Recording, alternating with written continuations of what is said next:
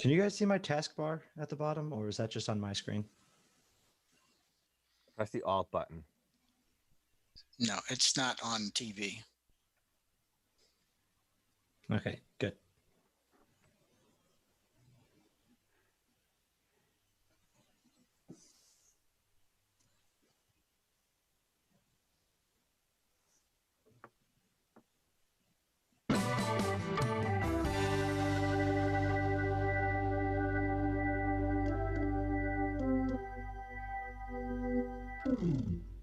Hello, and welcome to this episode of the Hangout Hour. Bob, I think you had a line to say. You want to say it now? You're watching HCAM TV. Thank you very much, Mr. Announcer. That's how one of the ways we coordinate our timing between all three of us here while we are zooming our way to TV shows.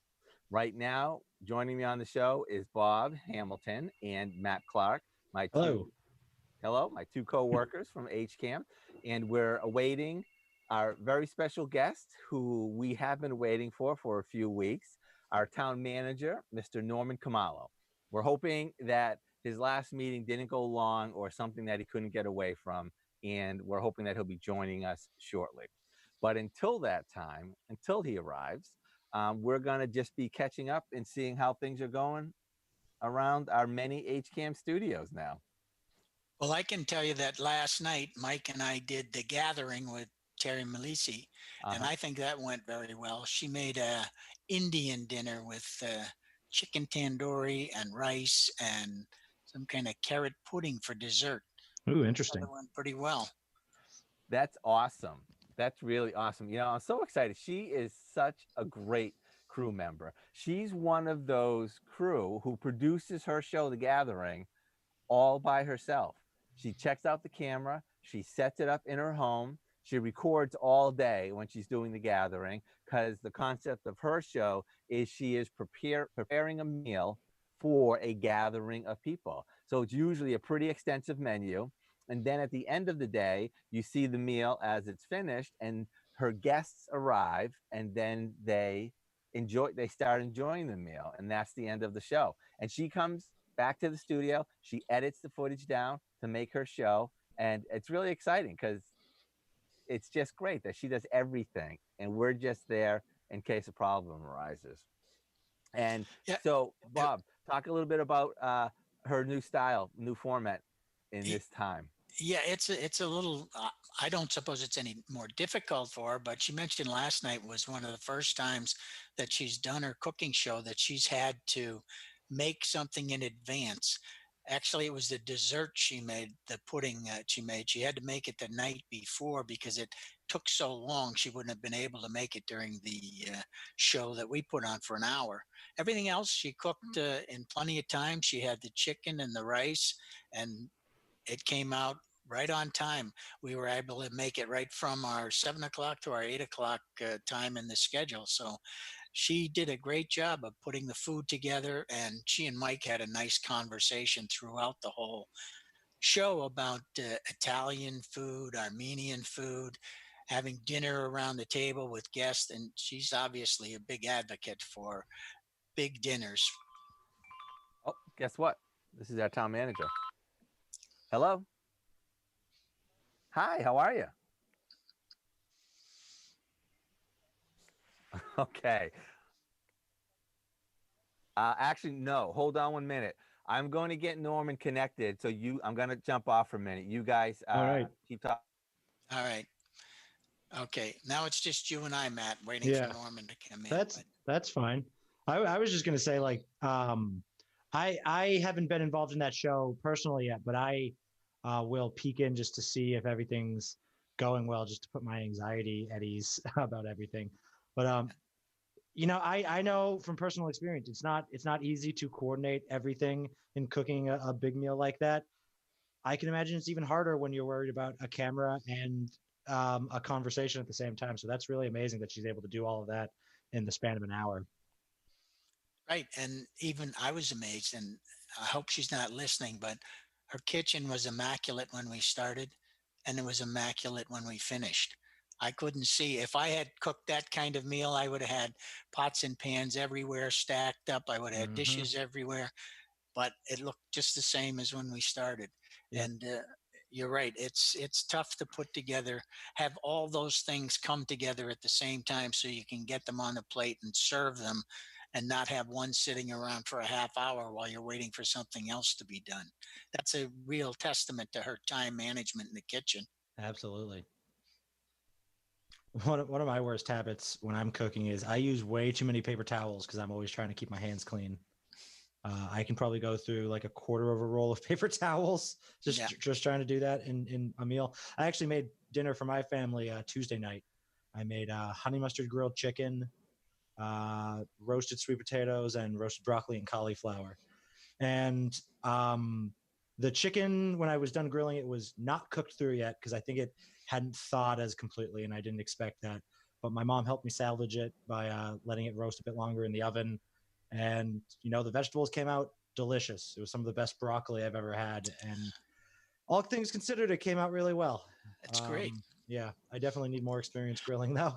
Yeah. We even got a comment from Mike Tarosian, who does her show all the time and has helped her with the filming and the editing for years, that says her kitchen is even cleaner in person than it looked on the show.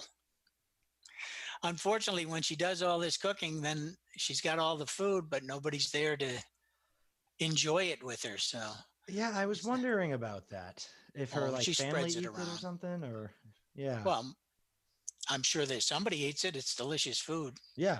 And even if it wasn't eaten that night, I'm sure as leftovers, it was fine. Oh, Yeah, here's Norman coming in.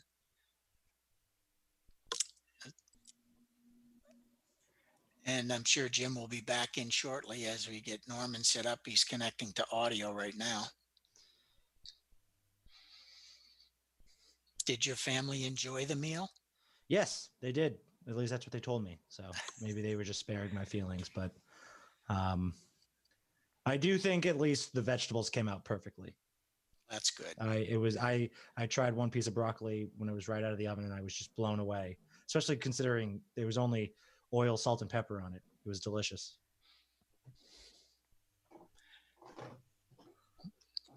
So it's good that they complimented you on your meal so that the next time they want you to make another one, you'll feel confident that you can go ahead and make it.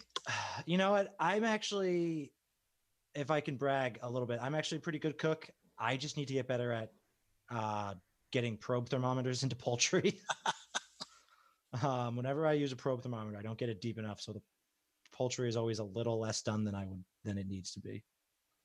So is that thermometer connected to your oven, or is it just a standalone thermometer that you use on the chicken to get the temperature? I actually have a fancy electrical one that goes into the meat, and then it has a wire, and it's a digital display that sits out of the oven, and I can either make that a timer, so it can, like, if I need something to go for an hour, or I can set it till it reaches a temperature, so I'll know exactly when something is done at whatever temperature it needs to be. So it's a pretty useful little device, but I still need some practice with it. So I can see that Norman's trying to get in. His microphone's still muted, and we haven't got the picture up yet, but I'm sure it won't be long. I believe now. He's working on it. He had to restart something on his computer.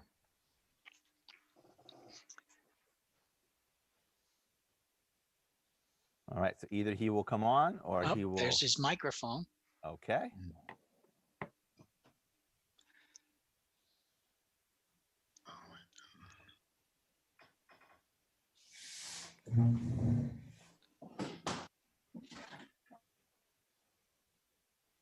All right. I think he'll be here any moment. I believe I can hear him. Yeah. From what I see on the screen, it looks like the microphone's working and turned on now. And Bob, can you hear me? Yes, we can hear you, Norman. Good. Yeah. Hello, Norman. Jim, how are you? I'm doing great. Thank you so much for joining us. Anytime. All right. Do you see a video camera on the bottom left? No. Okay. Do you see the microphone? I see the microphone, yes. Okay. All right. And it should be a video camera to the right of that microphone. Should say stop video. or start video. Yeah, I would think it would say start video because I don't think his video has started. No.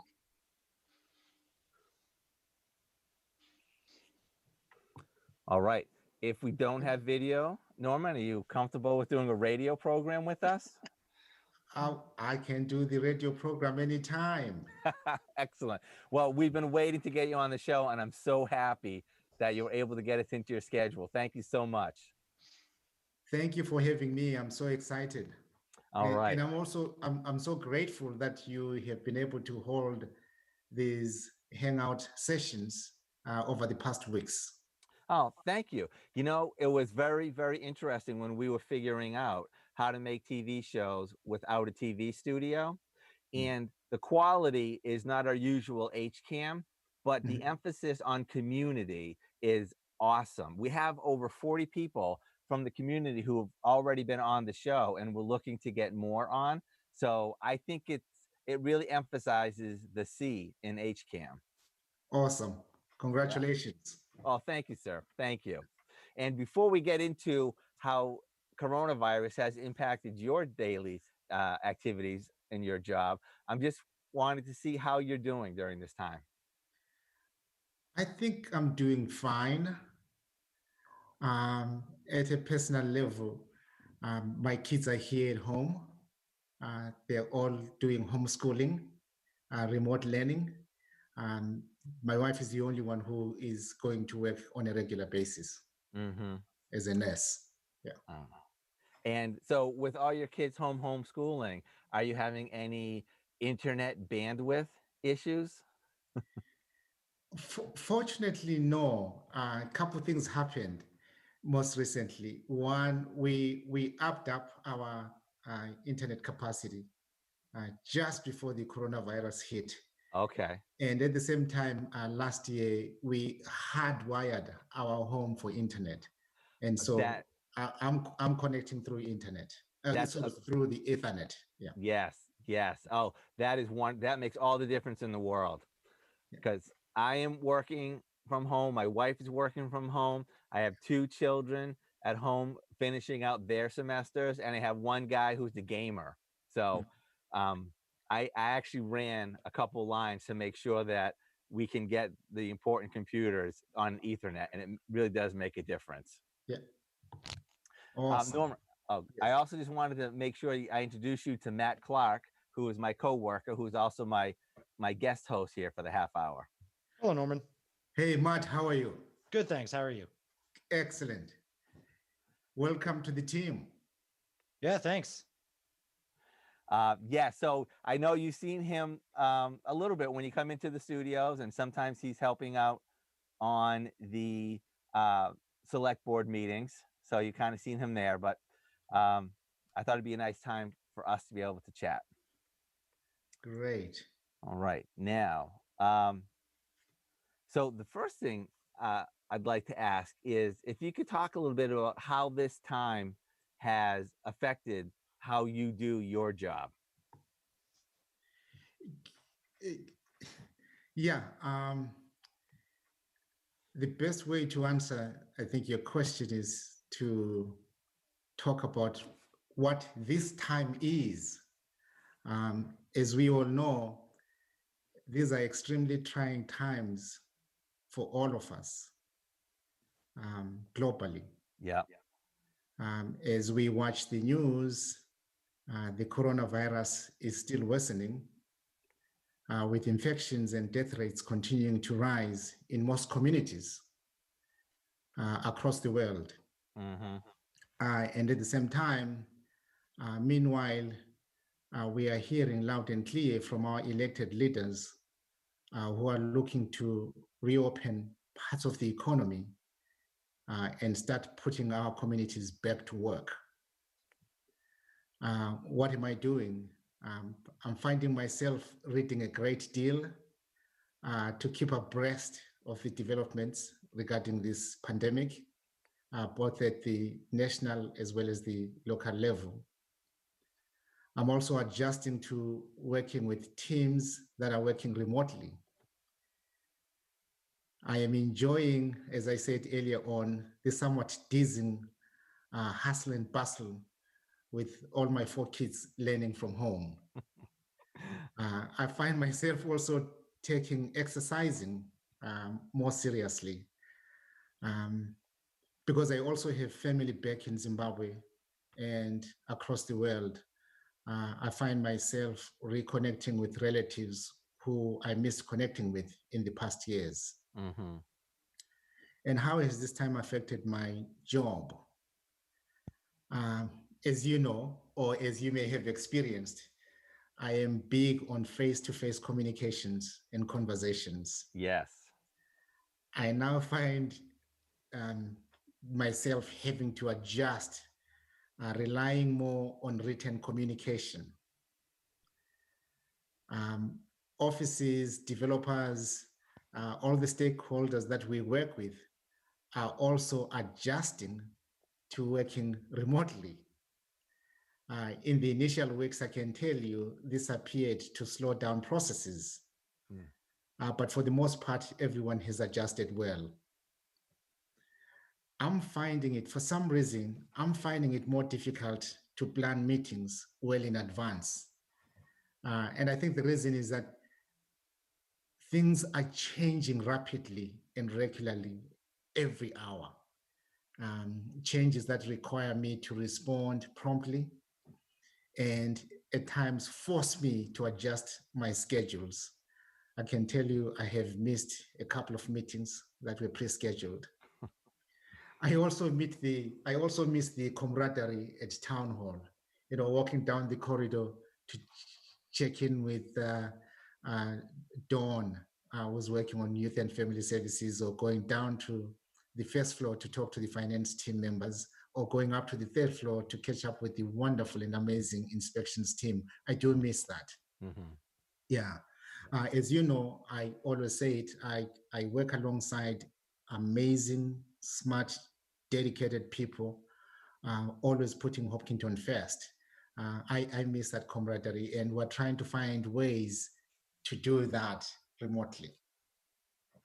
That's great. And about missing those couple of meetings as your schedule adjusted, let me just give you some words of wisdom from a very wise woman, Carol Kavanaugh, when I messed up with something that I was doing for her, and I apologized. And she said, Jim, there's a worldwide pandemic. Don't apologize. Yeah. Nice So words to remember. Nice yes, words to remember. I Yeah. found everybody to be so understanding because I don't know what it is. And maybe it's just me, maybe it's not everybody, but I just find things that I do regularly take so much longer when I'm working from home. It seems to take more effort. And I don't know. I'm having the same experience. And in fact, I was discussing this with town council yesterday. Yeah, things are just taking much longer.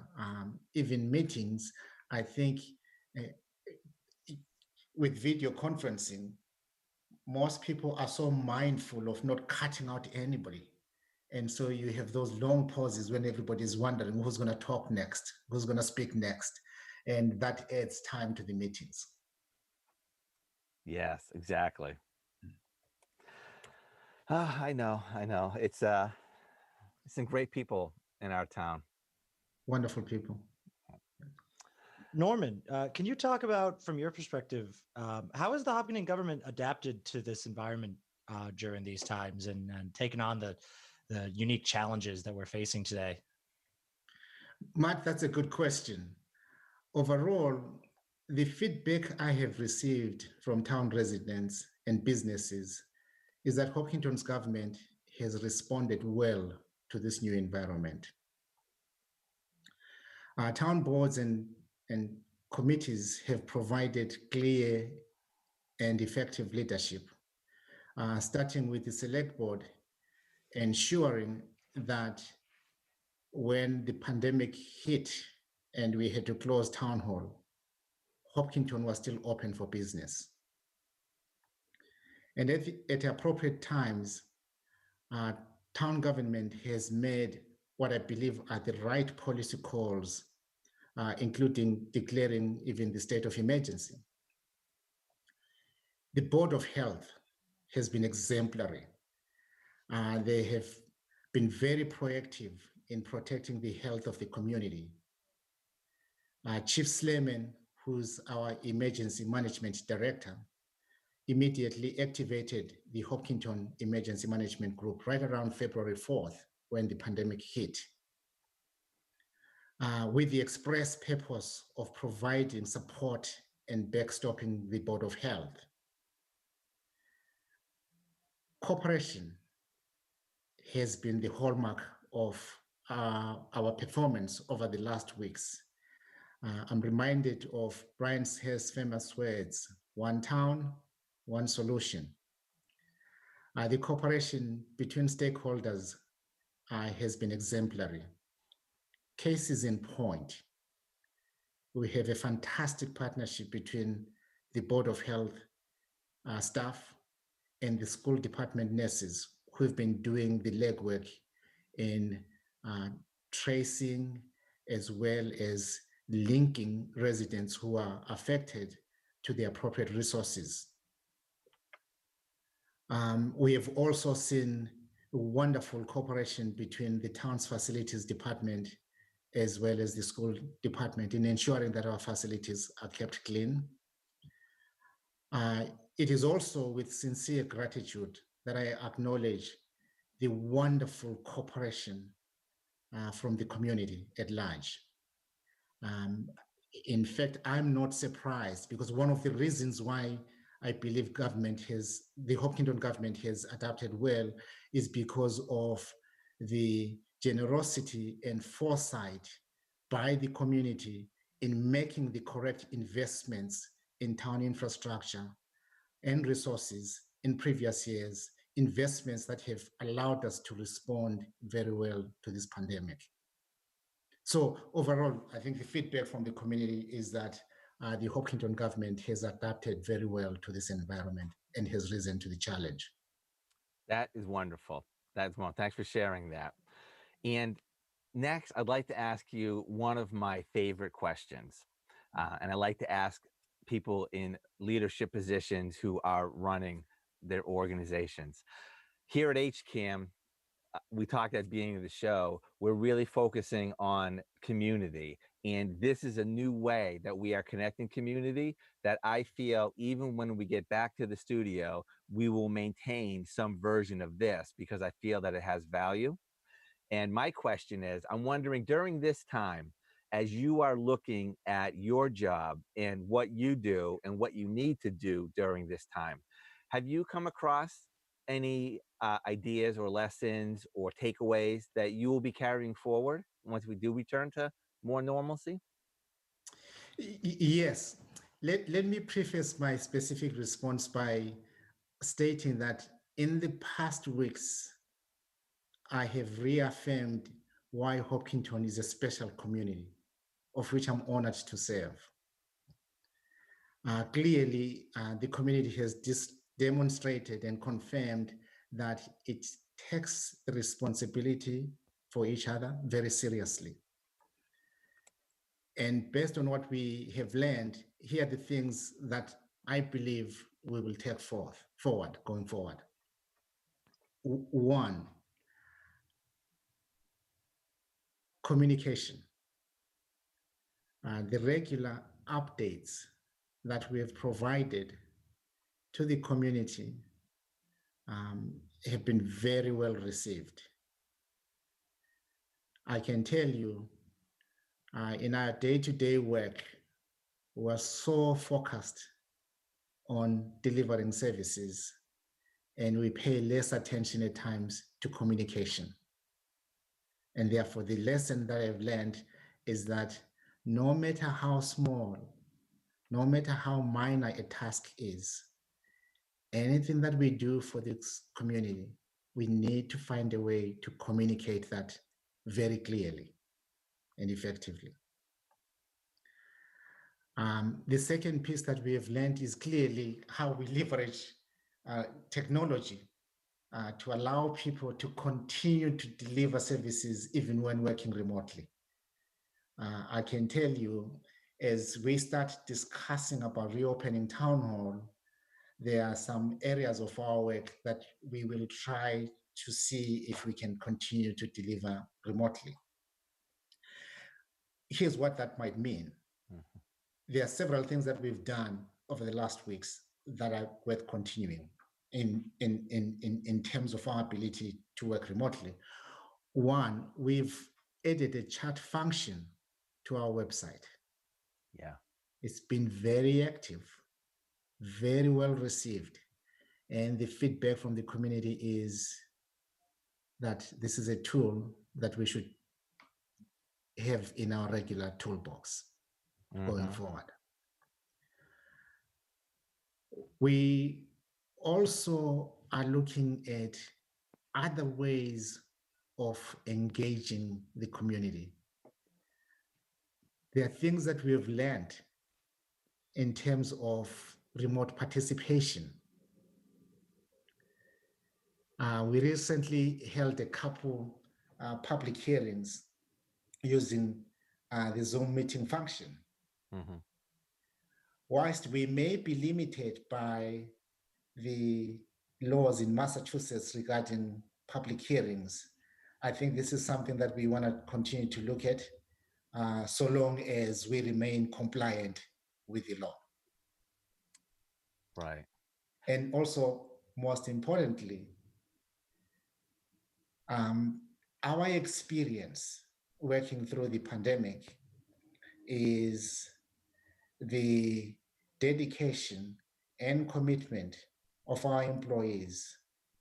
That dedication and commitment at times may upset the work-life balance. And thus, going forward, this is something that we really want to take advantage of. We need to find ways to allow our employees to disconnect. Mhm. We have wonderful teams that are dedicated and committed to the community, and they will do everything that we ask them to do. But at the end of the day, their health comes first. You know, personally, I think that's a very wise insight because I have felt that as technology grows and we're carrying more and more of the world in our pocket, it's just making us more and more connected to our work at all times. Yeah. And above all, um, celebrating community. I've seen wonderful work coming through our residents. I have seen people deliver masks that they made at home to our DPW, our first responders in the fire department, and the police departments. I have seen also volunteers coming forth, offering to deliver meals to seniors in town. I've also heard loud and clear from our local civic organizations that they are ready to help. And if I may also take this opportunity, we know what the pandemic has done to all of our lives. Imagine what it has done to the nonprofits that work in Hopkinton. Most of them rely on local fundraising, which is based on people-to-people contact, physical contact. Whether it's Girl Scouts standing outside Price Chopper to raise funds, or it's Project Just Because running its May fundraiser, the pandemic has disrupted that. Yeah. And my call is for the people of Hopkinton to remember those nonprofits and find other ways of helping them through this ordeal. That's wonderful. So, Norman, thank you so much for your time. And I got to say, Matt and I did not even get through half of the things that we wanted to ask you. So I do hope that you can find time for us soon and we can have you back on. Thank you for having me. Thank you for what you're doing through this very difficult time to keep the community informed. And please, to you and your families, stay safe and be well. Thank you, sir. And the same to you. We'll be talking to you soon. Okay. All right. So that was our first half hour with town manager, Mr. Khumalo, and we're going to be transitioning to our second half hour, which will be a discussion with Scott Richardson about what the offices of the future may look like as we get back to a more normal environment. But before we get to that, Matt is going to pop in here and give us an update on what you can expect to see soon. Absolutely.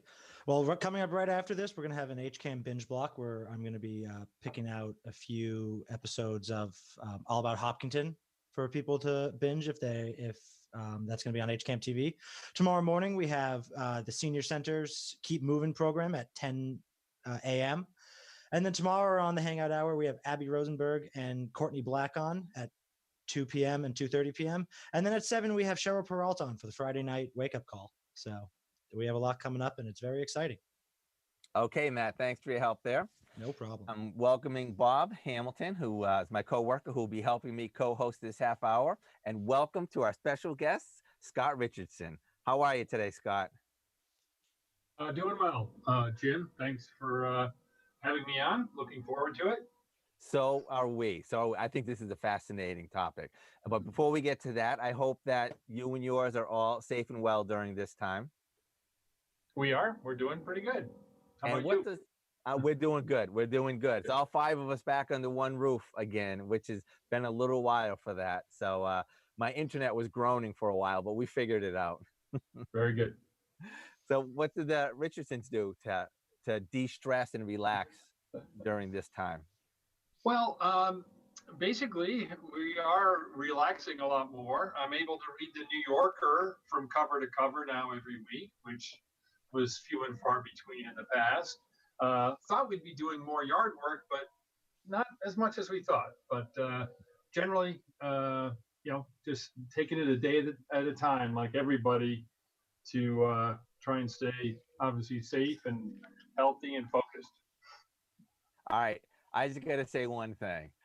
I'm so impressed that you read the New Yorker from cover to cover, because that is one dense magazine. Oh my, so many, like, it's not even just the words, it's all the concepts and the thoughts. It's that's biting off a lot, Scott. Well, again, we have a little more free time right now, so otherwise they pile up. But yeah, great true, writing. True.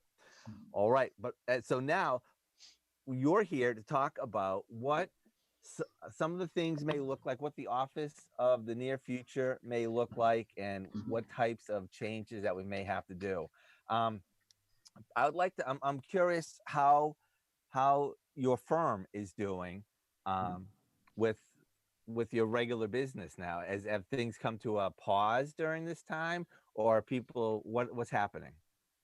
Yeah, sure. Well, thanks for the opportunity to update. We are generally staying pretty busy. We have everybody, was pretty well geared up to work from home, because as we have snowstorms or they have kid issues or whatever, or sometimes people want to work from home on a Friday. So everybody was really set up to work remotely. A lot of our project meetings had always a virtual component to them, because large construction projects or just design project meetings involve a lot of people, and a lot of times not everybody can make it. So those were already set up either through Skype, Google Meetings, Teams, whatever the venue was. So basically, mid-March, the directive was, okay, we're moving now to completely virtual meetings. Nobody needs to travel to the actual construction site or the client's offices. So that was not too painful. We did have a couple projects in the city, Cambridge and Boston. They were not huge projects that are still on hold, but the bulk of our work is out here in the suburbs, and they tend to have continued along.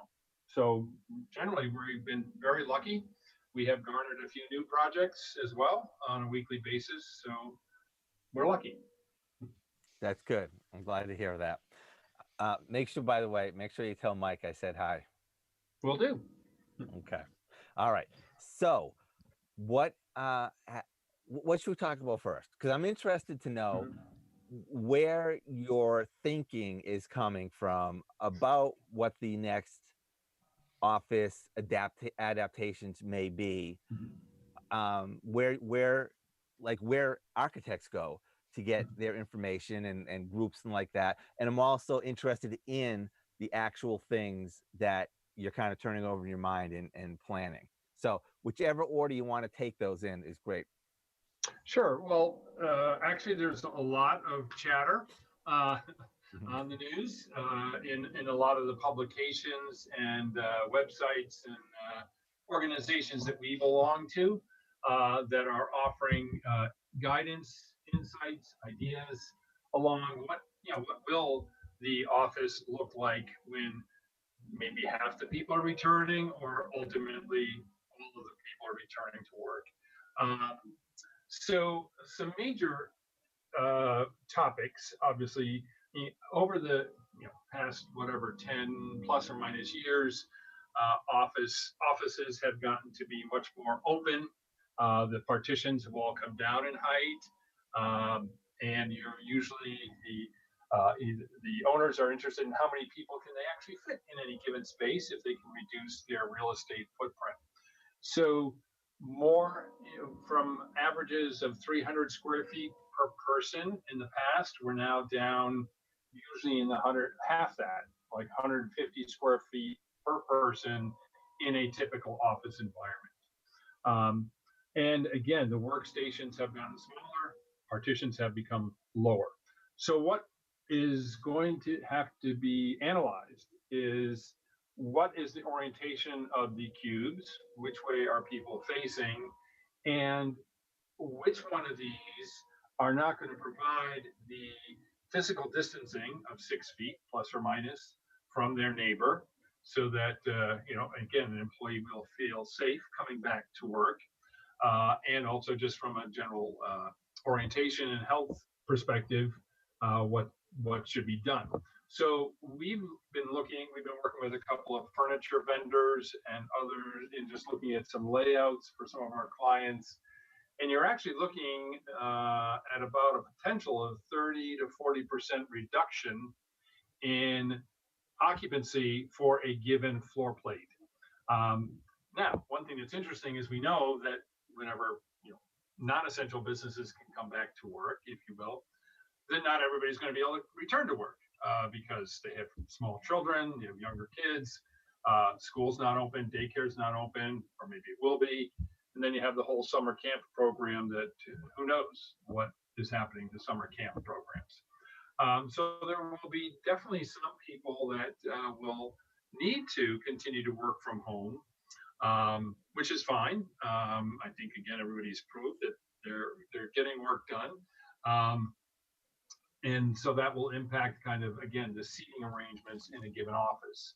A lot of firms, especially the environments like we work, have moved to all benching, open benching seating, which again will be discontinued because nobody's going to want to sit directly opposite somebody or right next to somebody. And then if you're there for a couple hours, you're going to leave and come back, and who's going to maintain that environment? So we're probably looking at the elimination of what the benching concept is what it's called. Also, again, conference rooms will be reduced in occupancy, or they may even be converted to shared office space. So maybe there's a couple people that, or a person that feels like they need to have more of an enclosed environment. So you might be looking at the fact that not anybody wants to be in a conference in person, maybe for that first month of return. So you'll be seeing restrictions on the use of conference space, restrictions on the use of the cafeteria. How does a cafeteria get used? Before, we have a cafeteria, and we have meetings there, we have presentations. Are all 20 of us going to want to sit in that space at this time? No. So again, we're going to have to look at how do we limit the occupancy for those common areas. And then you start to look at, again, you have a large floor plate. Maybe there's 300 people traditionally sitting in the cube orientation. There's the corridors between the cubes. Do you create what, just like we're doing in the grocery store, one-way travel to, again, facilitate the safety of your staff so that, again, when you need to go anywhere from your desk, you have a one-way travel on all these corridors. Let's see some of the things that are kind of, again, the whole restroom dilemma. Are the doors now propped open? Is there a possibility, based on the configuration of the entrance to any restroom, if it's a group restroom, can the doors even be eliminated? We actually have redesigned. We're working on a project up in Andover. We have now, there's group restrooms, but we've been able to redesign the entry into these restrooms so that you have kind of a hallway, if you will, and then you double back. So we've been able to eliminate the doors, so nobody has to deal with, opening the door, holding the door, or whatever. And then obviously going to all touchless fixturing in the restrooms. The other aspect is the ADA push plates for opening doors. They are now also available touchless. So you're seeing a lot of offices and environments, converting all of their fixturing to touchless operation, which is a great thing. Can I ask you, Scott? I just wondered if you're finding that some new clients are coming along. Many of these items that you're talking about now are innovations that have to be incorporated to either an existing building. I assume it's a lot easier to do it in a clean slate where you can just put it in.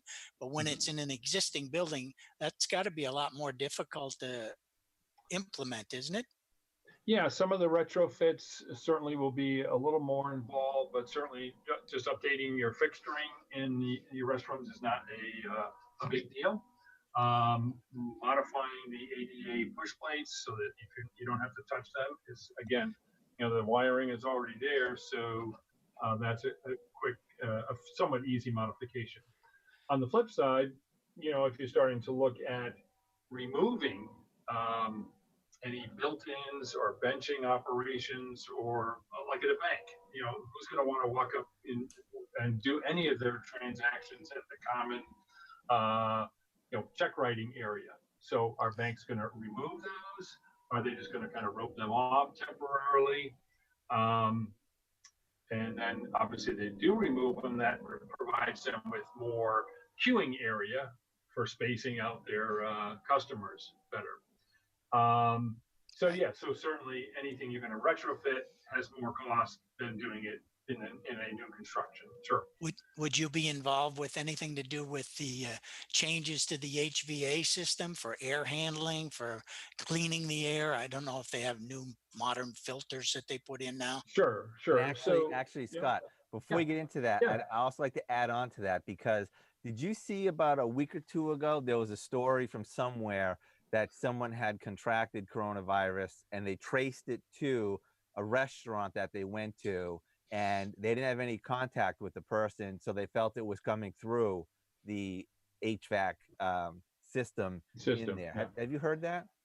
Yes, I did hear that, and I think again that was one topic I was going to get to. So again, with the ongoing implementation of having our buildings become much more energy efficient, there's more requirements for better HVAC systems that then also modulate the amount of fresh air that is utilized or incorporated into a building. So what we should be seeing is kind of an analysis, number one, of what the fresh air is in any building, in any HVAC system, and then the increasing of that accordingly to get more fresh air into every space. You did talk about filters. So the typical filter in your HVAC system is moderately effective for large particulates and dust and things like that. It is not rated for keeping out viruses or biological aspects. So the recommendation is to move up from, say, a mid-range filter to what's called like a MERV 13 or so rated filter. They are more costly, but they definitely have antimicrobial capacity, and I think you'll see a lot more of those being installed.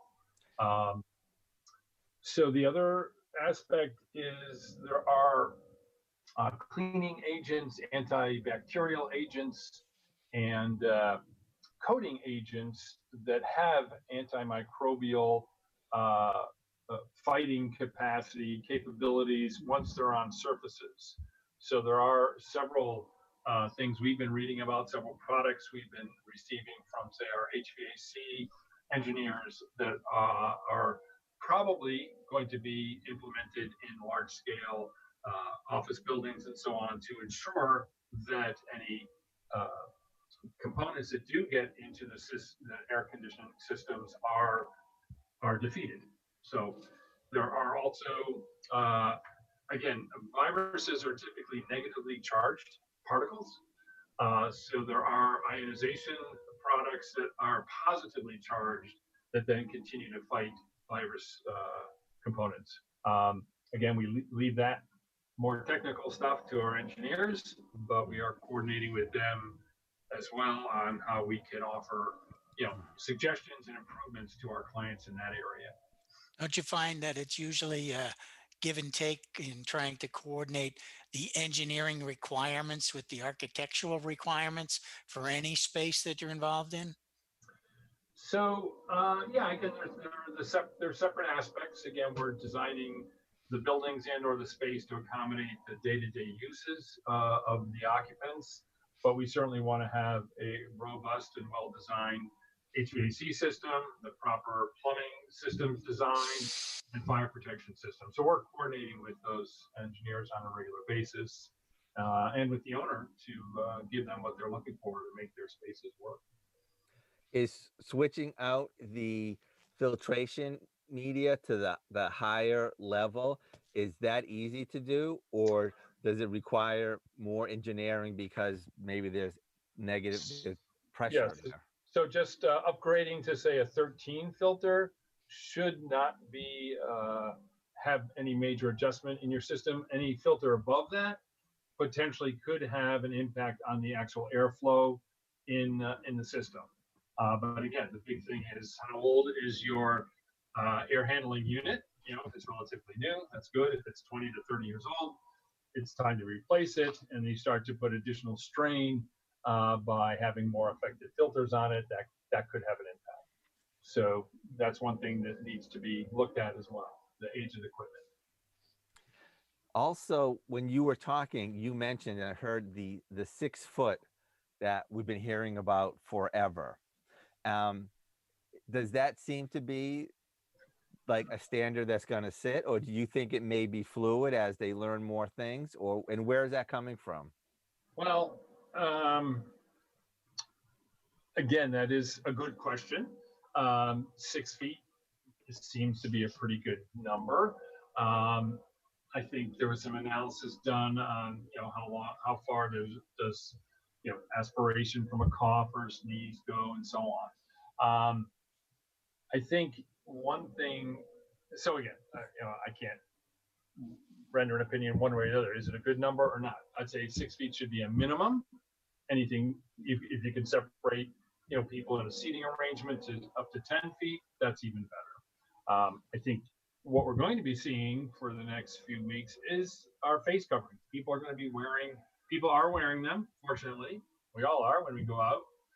You may find that some people are going to be wearing them in their work environment, even if they're just sitting, well away from everybody. Because again, this is such an insidious virus that better to be careful than sorry.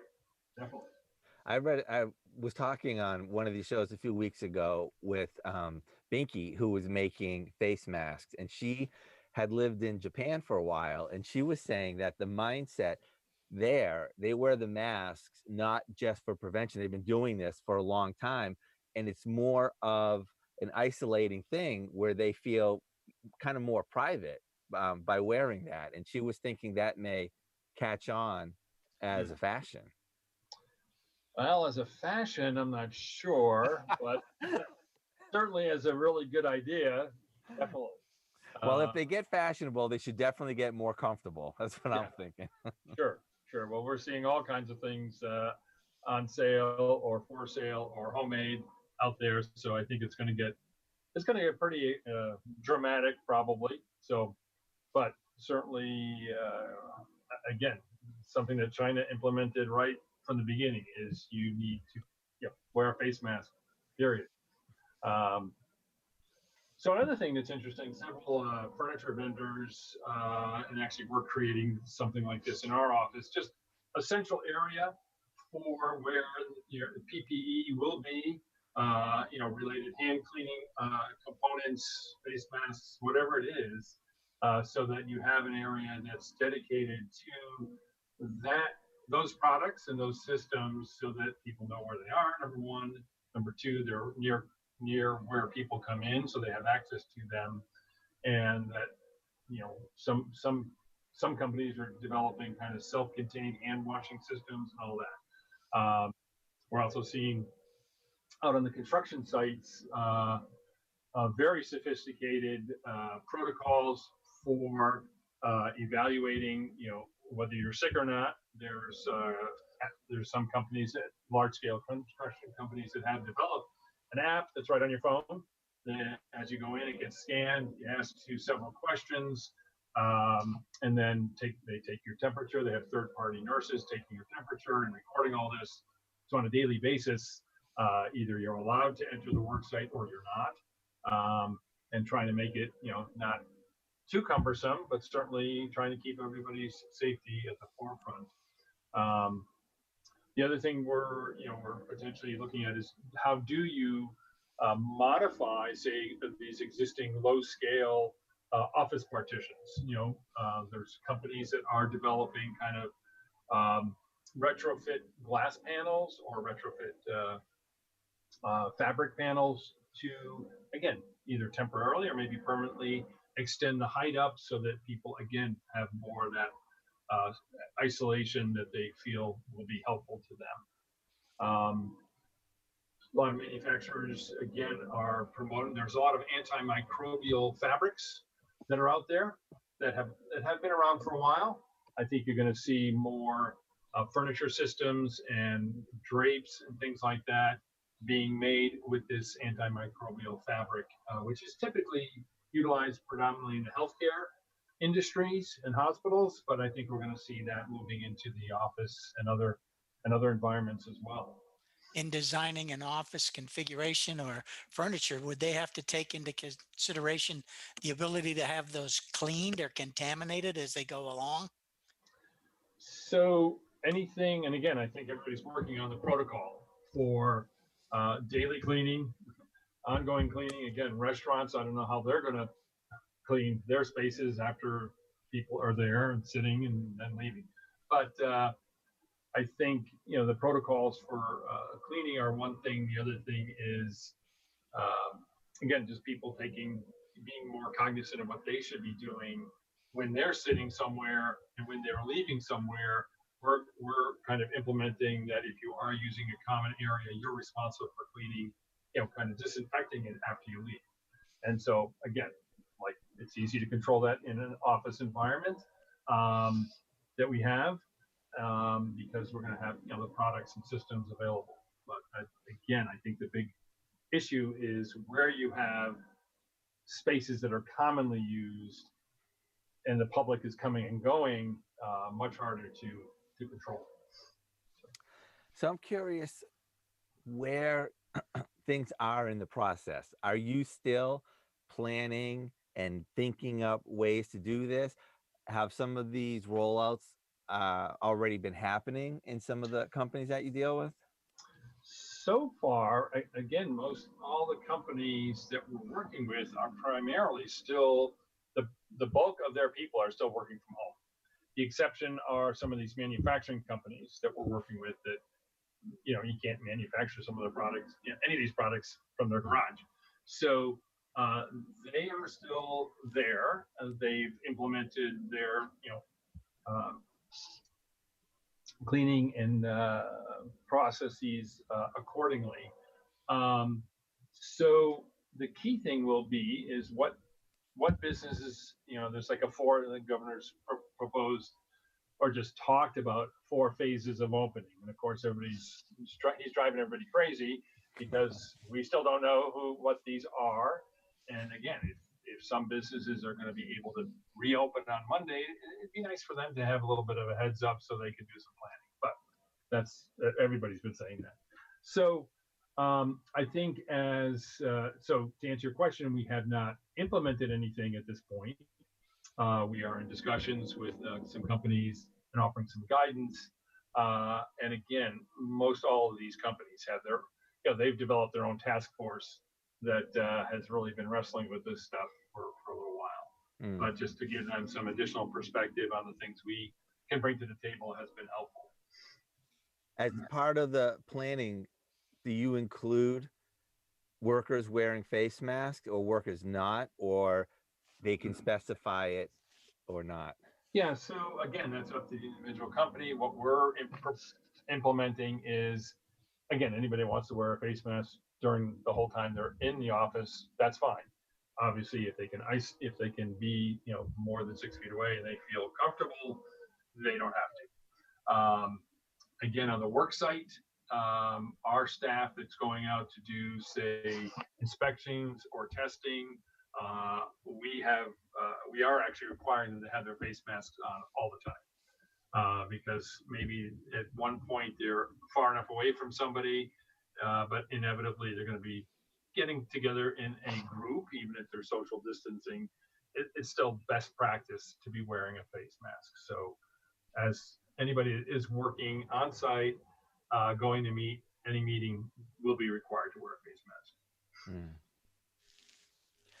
I had been reading, there was a comparison of the different levels of protection. If one person wore one, or like one infected person wore one, or one person who wasn't, versus both of them, and both people wearing one really brought that number down pretty low. Sure. Well, that would make sense, certainly, but common sense isn't evenly distributed across the population. Right. Have you been becoming an expert in viruses moving around in atmosphere or on surfaces? No, that certainly is not anywhere near any part of my expertise. So we leave that to the scientists. I was never good in biology or any of that in high school. So we have some good experts working on that. We certainly in this state we have some phenomenal research companies, biotech companies that are at the forefront of analyzing this thing and trying to get to a solution. All we can do is help clients potentially arrange their workspace better, making it so that when their staff does come back to work, that they feel safe, they feel that the company's looking out for them and making the right decisions so that they can do their work. And no science comments from me.